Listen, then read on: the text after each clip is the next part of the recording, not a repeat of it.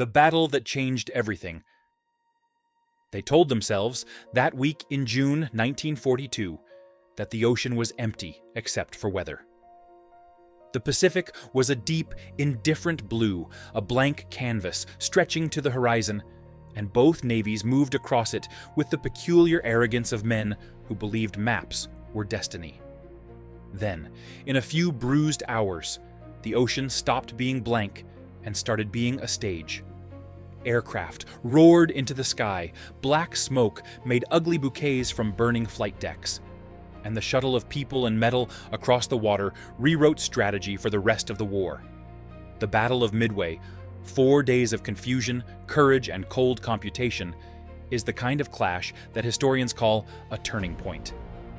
It is the battle that changed everything in the Pacific, and its story is a lesson in how intelligence, technology, human will, and luck meet on the sea. To understand Midway, you must begin below decks and below the radar screen, not with bombs, but with paper and cipher. In the months leading up to June, American cryptanalysts in Hawaii had been piecing together a pattern. The Japanese were preparing for something large in the Central Pacific. The breakthrough came in the small, windowless rooms of Station Hypo, where Commander Joseph Rochefort and his team coaxed meaning from Japanese radio traffic. The problem was not just intercepting messages, but knowing what to trust. Rochefort's unit staged a test. They arranged for Midway's island garrison to send an uncoded message about a broken water condenser. When Japanese intercepts referred to AF, and then reported that AF had a water problem, Station Hypo had an identity. That sleight of logic turned doubt into a map and allowed Admiral Chester Nimitz to place a trap instead of a defense. Intelligence made the invisible visible. It gave the Americans a rare strategic option to choose the battlefield. The Japanese plan was audacious in its bureaucracy and arrogance. Admiral Isoroku Yamamoto, the architect of Pearl Harbor, had conceived an operation meant to lure the remaining American carriers into a trap and then eliminate them, securing an expanded perimeter for the Japanese Empire. The spearhead was a strike group centered on 4 of Japan's largest fleet carriers, Akagi, Kaga, Soryu, and Hiryu, bristling with aircraft and experienced air crews. Against them, the Americans had 3 carriers, Enterprise, Hornet, and a patched-up Yorktown that had been hurriedly repaired after the Battle of the Coral Sea. On paper, the Japanese force had qualitative and quantitative advantages. On paper, they expected the Americans to be surprised. In practice, careful decoding had already given the United States a whisper of certainty. Midway would be the stage. What happened next was a flurry of human decisions under fire. The American commander on the scene was Nimitz's choice. Rear Admirals Frank Jack Fletcher and Raymond Spruance directed carrier operations, with Spruance assuming tactical direction of Task Force 16. The 2 men had different personalities. Fletcher, the cautious, seasoned carrier officer. Spruance more measured, almost scholarly. But together, they mustered an imperfect force and set it to hunt a well-engineered deception. At Oroforsa on June 4, 1942, with the ocean thin and the light a reluctant gray, the first airplanes took off from carriers on both sides, and the sky became a theater in which the old rules of gunnery and armor gave way to air power and timing. Imagine the deck of an American carrier at dawn, steel slabs smeared with oil, deck crews aged beyond their years, and the smell of avgas hot in the air. Pilots, some barely out of their teens, strapped into cramped cockpits, and felt the ridiculous confidence of youth dovetail with an oddly adult focus. You can feel the deckman's hand on the tail hook, hear the starter's mechanical cough, and then the awe of acceleration as huge engines spool and the plane lunges forward. On the Japanese carriers, flight decks were busy in a different way. Planes were being recovered after strikes. Crews were refueling and rearming, and a command culture that prized methodical planning moved like a machine. The moment the American torpedo squadrons and dive bombers plunged into that machine, they would discover how fragile a machine can be when surprise and timing are involved. There are familiar images: torpedo bombers flying low across glassy seas, dive bombers falling out of the sky like angels with teeth, and ships exploding into the air. But the architecture of the Victory is less cinematic and more procedural. Early in the morning, American torpedo squadrons, particularly Torpedo Squadron 8, VT-8, from the USS Hornet, under Lieutenant Commander John C. Waldron, launched their slow, clumsy TBD Devastators in massed attacks. They were brave beyond measure. They were also tragically exposed. Japanese Zero fighters, designed for air combat, and the carrier's heavy anti-aircraft batteries cut the torpedo squadrons apart. Only one of VT-8's airmen, Ensign George H. Gay Jr., survived to tell the tale. He watched, bobbing on a raft, as the real miracle unfolded. While the torpedo crews bled the Japanese of their fighters and drew heavy anti-aircraft fire, dive bombers arriving from higher altitude found the carriers vulnerable. The torpedo attacks, though unsuccessful in hitting ships, fixed the enemy's air defenses and created openings the American dive bombers would exploit. In a terrible calculus, futile sacrifice made success possible. Then came the clangor and poetry of the dive bomber attack. Around mid-morning, commanders like Lieutenant Commander Wade McCluskey, leading Enterprise's air group, made decisive calls. McCluskey, after a chaotic search that nearly turned back empty, chose one more gamble: follow a couple of Japanese destroyers trailing a seaplane and assume the carriers were nearby. His odds were thin. The ocean is big, and planes have little endurance. But his intuition was right. His SBD Dauntless squadrons came in from altitude at near-vertical dives, hitting with a brutal, precise, deliberate violence. Pilots like Lieutenant Commander Richard H. Best, who later would be credited with scoring fatal hits, pulled their aircraft down into screaming dives and released bombs at close range so that their shots would drive through flight decks and fuel stores, not just skim armor. In minutes, the Kaga and Akagi, two of Japan's greatest carriers, roared as aviation fuel ignited across wooden decks. The carefully choreographed Japanese refueling and rearming process became a tinderbox. The sight of those carriers, once elegant symbols of naval doctrine, suddenly transformed into rupturing, burning hulks. There is a technical logic to this carnage. Carrier-borne dive bombers exploit altitude to make their bombs strike at steep angles, increasing the likelihood of penetrating flight decks, damaging hangars, and igniting fuel. Torpedoes, designed to hit below the waterline, worked differently, but the Japanese fleet's focus on recovering and refueling planes made their decks heavy with volatile fuel and stacked aircraft.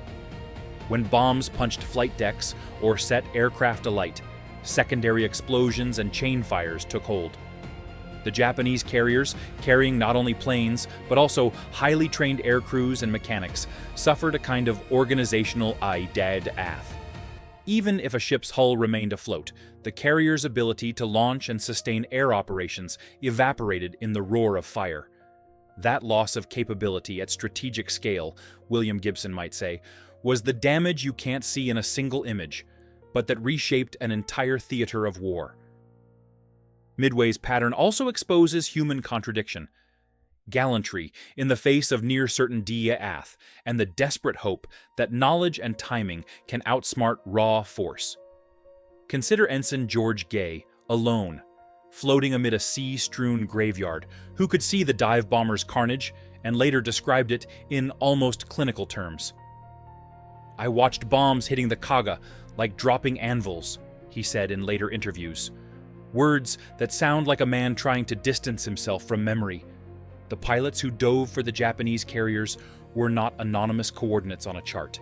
They were men who trained together, joked in the ready rooms, and then flew into a maelstrom knowing the odds. The Japanese air crews themselves were professionals of the highest order. They fought with skill and courage. The difference in outcome was not sheer valor, but a collision of intelligence, timing, and vulnerability. Command decisions mattered too, sometimes in obscure ways that only appear later in calm analysis. Admiral Nagumo, commanding the Japanese carrier striking force, made choices that have been debated ever since. Whether to rearm planes for a second strike, whether to wait for returning reconnaissance, how to balance the need for preparedness against the risk of being caught with decks full of fuel and ordnance. Those minutes of indecision. Nagumo's crews were in the midst of replacing dive bombers' bombs with torpedoes for another sortie, meant that the carriers were lethally exposed when the American dive bombers arrived. Hitler had his comrade Klaus. Nagumo had the rulebook of carrier operations, rigid, practiced, and ill-suited to this sudden rupture. Tactical procedure met improvisation and lost. The Japanese lost 4 fleet carriers over the episode. Later, historians would count those losses not only in ships, but in the trained pilots and deck crews whose expertise could not be quickly replaced. The battle wasn't a neat, single-strike victory. Over the next hours and days, the flotillas exchanged blows. The Americans lost the Yorktown, struck, abandoned, reboarded, then finally sunk by Japanese submarines. But Yorktown's role in the fight had been pivotal, and it had bought time for the U.S. carriers to press home their attacks. Hiryu, the last of the 4 Japanese carriers, launched counterstrikes and helped fatally damage Yorktown before herself being found and finished by American aircraft. When the smoke finally lifted, the Imperial Japanese Navy had lost 4 fleet carriers, many aircraft, and scores of veteran aircrew. The U.S. lost a carrier and many brave young aviators, but the strategic balance had tipped. The Americans could now look forward instead of merely backpedaling, and the Japanese Navy lost not only ships, but an initiative it never fully regained. Beyond ships and men, Midway changed doctrine. For centuries, naval power had centered on the heaviest guns and the thickest armor. The Pacific campaigns reoriented naval thinking toward air power. The airplane had become the dominant naval weapon, and Midway proved that a carrier fleet without planes is as vulnerable as any sailing ship. It pushed navies to invest in pilot training, in better damage control, and in the architecture of intelligence that could foresee an opponent's moves. The battle forced new technologies and tactics, faster scouting, improved radar and radio discipline, and a greater understanding that logistics, fuel, spares, trained deck crews were as decisive as gunnery. Midway taught commanders that a single aircraft's sightline could overturn a fleet's ambitions. The consequences were human as well as strategic. Japan's loss of veteran pilots and mechanics, people whose skill was forged in early Pacific campaigns, was a wound that a nation's factories and academies cannot quickly heal. The United States, by contrast, had a larger industrial base and a growing training pipeline that could absorb losses more effectively. That churn, strategic manpower paired with industrial muscle, was part of why Midway mattered beyond the headline. It gifted the U.S. a breathing space to build up and to move from desperate defense to coordinated offense, from island holding to island hopping. The outcome also reverberated in morale. For Americans, Midway was a story of redemption after Pearl Harbor. For Japanese planners, it was a shock that shook the assumption of invincibility. There are smaller, quieter lessons you can't see in maps. The role of chance. A misread signal, a broken engine, a scouting plane spotting the wrong wake, appears in personal diaries and after-action reports. Wade McCluskey's decision to press on, to follow the wake of a destroyer late in the search, felt like intuition to his men and like destiny in history books. But it was also a gamble. If his planes had returned empty-handed with low fuel and spent morale, the battle might have gone another way.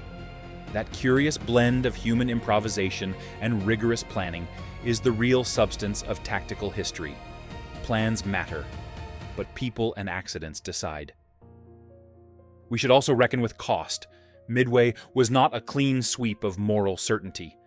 Tens of Americans passed away in those blue waters. Japanese sailors and airmen perished in numbers that the war would not forget. Individual acts of heroism sit alongside institutional errors and misjudgments. The pilots who flew slow torpedo planes into webs of enemy fire did not know their actions would be strategically useful only because their losses softened a target for others. That truth is hard. Bravery and waste sometimes live in the same breath.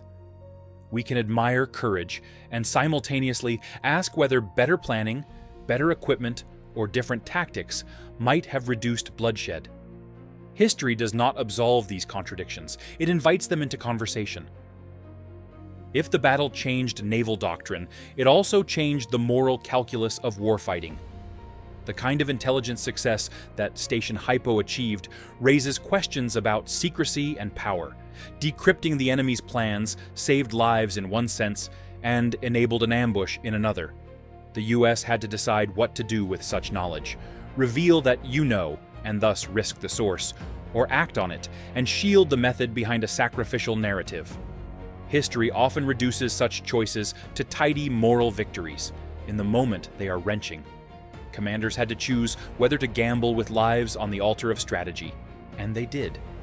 That choice hardened institutions to prize intelligence, but also taught them the moral friction of secrecy. The image that lingers, one that no dry textbook can make vivid, is simple and awful. A burned-out flight deck, men on rafts bobbing in oily water, and a pilot who once walked among friends, now far from anything familiar. Yet the sea keeps its own counsel. Midway's scraps became fertilizer for future campaigns. The tactical lessons of carrier warfare were quickly assimilated. New ships were built, and training accelerated. The war's tempo changed, and with it, the lives of millions.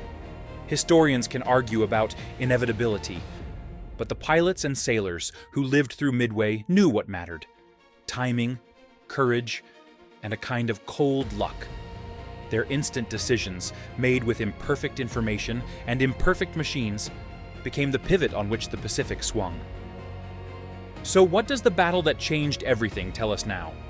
It tells us that intelligence can be decisive, but never sufficient on its own. That technology matters, but so do human choices. That bravery without context can be futile, and context without bravery can be cowardice. Midway is a lesson in humility for planners, and a shrine for those who paid with their lives, so that future operatives could think and fight with better tools. It is a story of reading signals in the dark, and of choosing at the right moment to look up and act. If you've stayed with this long dive into Midway, hit subscribe. I make long-form history pieces like this, and your support helps keep them coming. Tell me in the comments, what do you think decided Midway? Codebreaking, courage, luck, or command? Which moment in the battle moved you most? I read every comment, and sometimes I turn them into the next deep dive. History isn't a monologue, it's a conversation we continue with every question we ask about the past.